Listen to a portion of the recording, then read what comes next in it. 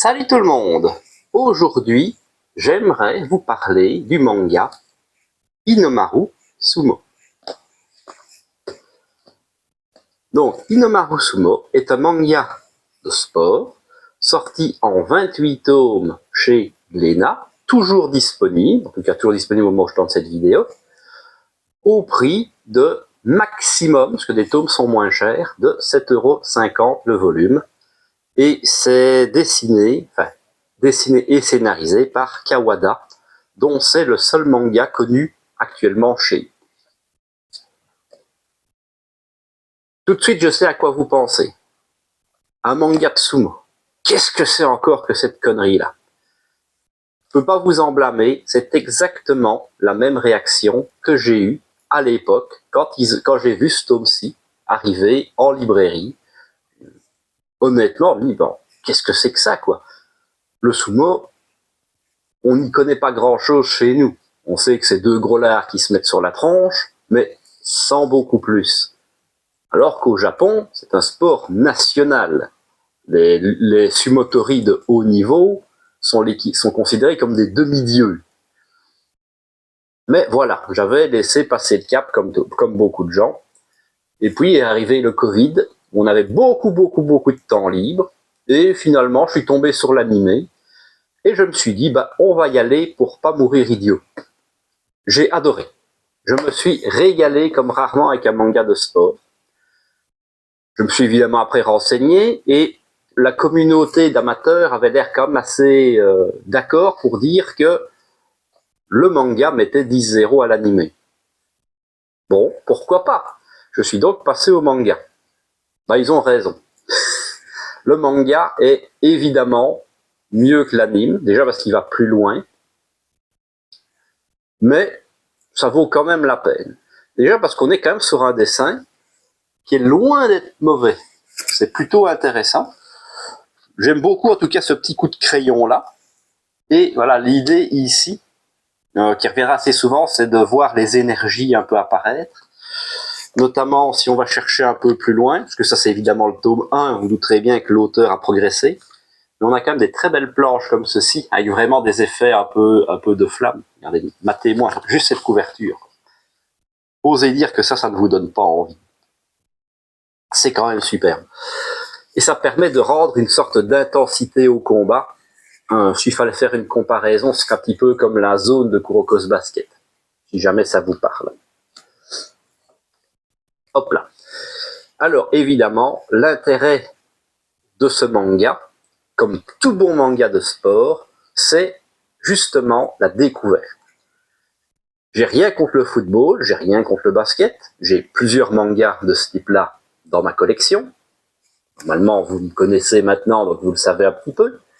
Mais je cherche des mangas de sport différents.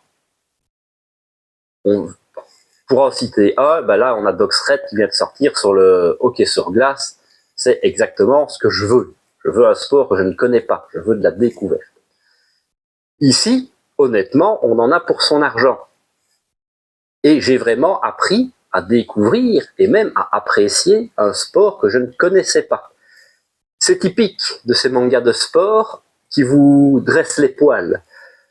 Quand vous avez fini un tome, vous n'avez qu'une envie, c'est d'aller vous-même vous essayer. Alors taper dans un ballon, évidemment, c'est quand même un peu plus facile.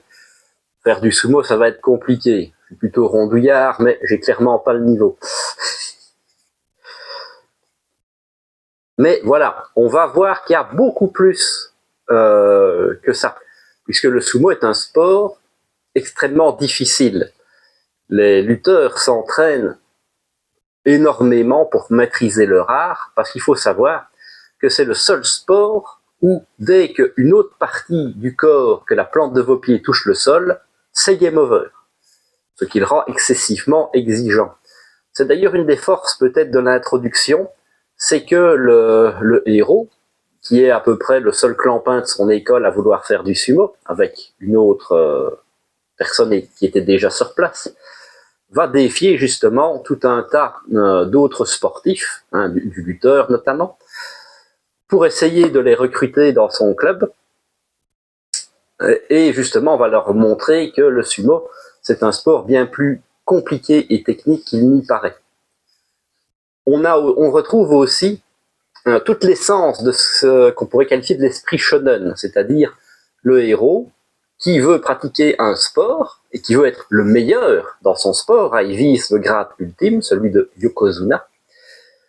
Mais évidemment, l'univers a décidé que non, parce qu'il est né, quand il était petit, ça allait, il était très bon dans ce qu'il faisait. Puis, comme beaucoup de Japonais, il a arrêté de grandir, et donc il fait quelque chose comme 1m50, 1m60, ce qui, pour la profession, est quand même compliqué. Parce que même si on a pris de la masse musculaire et de la graisse, c'est compliqué de faire 200 kg quand on fait 1m60. Il va donc devoir compenser son manque de poids, de volume et potentiellement de force par de la technique. C'est plutôt intelligent aussi, parce que ça va montrer justement que le sumo, il y a des techniques qu'on peut mettre en place pour s'en sortir, sans forcément juste se foncer dans le tas et se pousser hors du doyo. Le doyo, c'est le ring. Donc, si vous aimez tout ce qui est esprit shonen, déjà, que ce soit pour le sport ou pas, je vous garantis que vous allez vous régaler.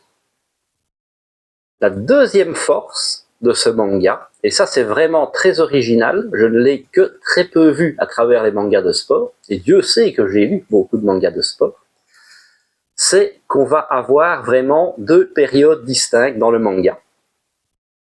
Je ne parle pas d'arc, je parle vraiment de périodes. La première période, on va avoir tout le côté scolaire, c'est-à-dire ça, donc qui correspond à 3 années auxquelles les étudiants japonais pratiquent un sport en plus de leurs études pour se détendre et profiter à fond de leur jeunesse. Le classique des mangas de sport, évidemment. Je profite à fond de ma jeunesse. Je vais au Koshien, je fais le meilleur de ce que je peux faire, puis après, le travail commence et j'arrête, je vais travailler.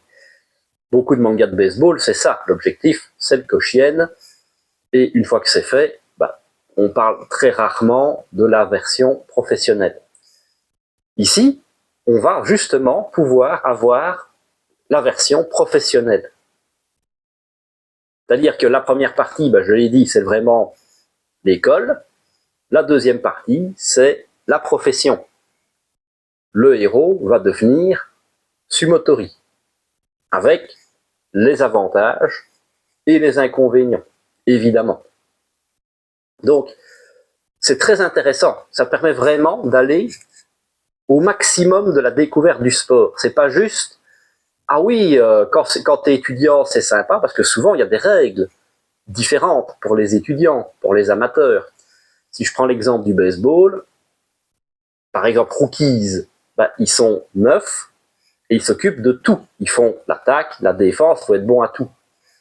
Dans le baseball professionnel, c'est très différent. Il y a une équipe d'attaque, une équipe de défense. Et avec ça, ça change excessivement le match. Un lanceur vedette ne prendra jamais le risque de devenir défenseur au risque de se prendre une balle perdue, de devenir attaquant au risque de se prendre une balle qui lui casserait la main. C'est inconcevable. C'est la même chose ici. Avec la notion aussi de salaire, par exemple, de construire sa vie. Est-ce qu'un lutteur de sumo, même respecté, gagne suffisamment bien sa vie pour avoir le droit de se marier? Au Japon, c'est quelque chose d'important, les revenus qu'on peut avoir. Donc c'est sympathique. Et on va aussi revoir donc tout un tas de personnes qui ont fait le même choix que lui, c'est-à-dire le choix de devenir professionnel. Et c'est ce qui rend ça très intéressant. Alors, j'essaie aussi de ne pas trop rentrer dans les détails pour ne pas spoiler, évidemment. Mais voilà, il y a le positif, il y a le négatif du sport, avec les blessures, les remises en question, les doutes. Parce que c'est pas tout d'avoir un objectif, mais il faut aussi avoir les moyens d'y arriver. Et comme le héros part déjà avec un certain handicap, forcément, c'est pas facile pour lui. Voilà, bon, on va essayer de faire un truc peut-être pas trop long non plus. J'espère que je vous aurai suffisamment donné d'intérêt pour au moins vous y intéresser. Ça vaut franchement la peine. C'est facilement dans le top 5 des mangas que je recommanderais. Voilà, pour vous dire une question, c'est pour moi on n'est pas très loin. Attention, ça va faire jaser, je le sais bien, mais on n'est pas très loin d'un Slam Dunk, par exemple, ou d'un Shield 21, qui sont deux mangas pour lesquels j'ai énormément de respect, voire même d'un Touch, mais Touch, c'est vraiment la pépite parmi les pépites. Évidemment, 28 tomes, ça représente un budget. Alors, c'est pas non plus excessif, hein, quand on voit les mangas de maintenant, qui vont les grosses séries fleurs qui vont facilement dans les 50 tomes, on se dit qu'on est encore en dessous de 30, ça reste raisonnable. Les prix sont raisonnables, hein, maximum 7,50 €, hors réduction libraire, bien entendu. Et comme le manga a déjà un peu de bouteille, je suis convaincu que vous pouvez trouver des petits lots d'occasion assez facilement. Mais le mieux, si vous voulez vraiment vous faire une idée à moindre coût, je ne peux que vous conseiller l'animé, qui est très correct. Attention, hein, même si le manga est toujours supérieur, on est sur un animé qui est pour moi de bonne qualité, et qui est suffisamment satisfaisant puisque l'animé va reprendre entièrement la partie scolaire. Donc même si vous décidez de vous arrêter là, vous serez satisfait en un sens. Et à la rigueur, parce que j'ai déjà vu, je sais qu'Authentique est très dans cette vibe-là maintenant, si vous n'êtes pas un complétiste absolu, libre à vous de vous arrêter uniquement à la partie scolaire, si ça vous plaît, quitte à faire l'autre partie peut-être plus tard. Sur une occasion, vous tombez dessus en brocante, voilà, on aurait tort de se priver. Sachant que la partie scolaire fait, alors de mémoire, à peu près 16 tomes. Ça, c'est le combat, c'est déjà le combat final de la partie scolaire. Donc, vous pourriez très bien vous arrêter là-dessus et vous auriez un résultat satisfaisant. Voilà. Eh bien, si cette vidéo vous a plu, n'hésitez pas à lâcher le petit pouce bleu qui fait toujours plaisir, à vous abonner pour ne pas manquer les prochaines vidéos et à laisser un petit commentaire. Je sais qu'il y en a plusieurs parmi vous que j'arrive à influencer, j'ai du pouvoir. Donc voilà, même si ici, sera peut-être un peu moins facile, mais encore une fois, c'est l'intérêt de ma chaîne, c'est de mettre en avant des séries qui, pour moi, en ont besoin et le méritent. Et en attendant une prochaine vidéo, je vous dis à la prochaine!